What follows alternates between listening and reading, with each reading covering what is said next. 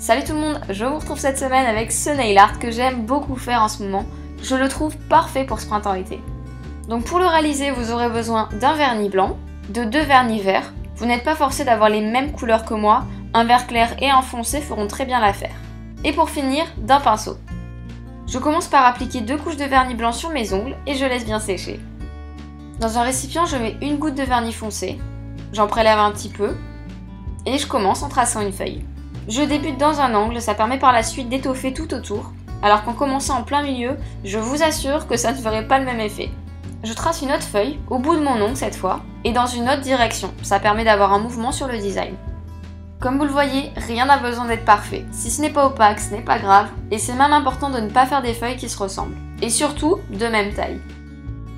Toujours dans ma coupelle, je mets une goutte de vernis foncé, une goutte de vernis clair, et une goutte de blanc.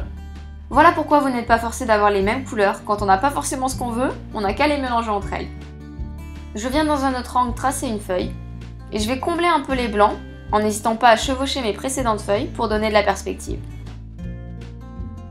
À ma précédente couleur, j'ajoute une pointe de vert foncé et une goutte de vernis blanc pour obtenir un vert entre deux. J'en applique en petites touches au centre de mes feuilles pour un peu plus de relief. Dans ma coupelle, je mets une goutte de vernis blanc, j'en prélève un peu et je viens tracer quelques traits dans mes feuilles pour faire comme si elles étaient coupées, type feuille de bananier. C'est ce qui va vraiment donner ce look tropical à mon design.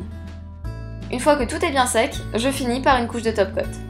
Pour le reste des ongles, j'ai opté pour un nude de chez Bourjois en teinte indispensable, mais sinon quand je fais ce nail art sur quelques ongles, je l'associe également à des couleurs pastel. À vous de choisir. Si vous reproduisez ce nail art, n'hésitez pas à me partager le résultat sur les réseaux sociaux.